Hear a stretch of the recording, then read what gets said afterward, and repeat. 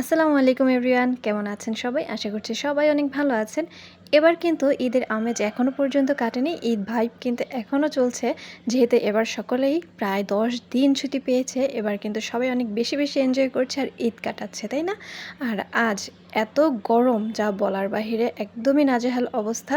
তার মধ্যেও ১ কাপ চা যদি হয় তাহলে কিন্তু খারাপ হয় না। প্রচণ্ড শীত অথবা প্রচণ্ড ঠান্ডা যেটাই হোক না কেন ১ কাপ চা কিন্তু আপনার মেজাজকে ঠান্ডা করতে যথেষ্ট।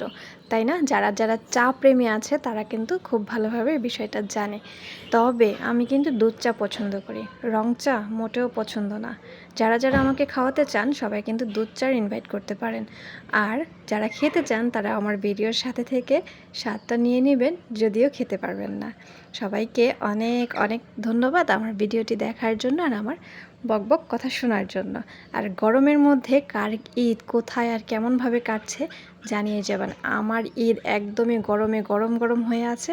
অস্থির গরম যা বলে বোঝানো যাবে না। আল্লাহ হাফেজ সবাইকে।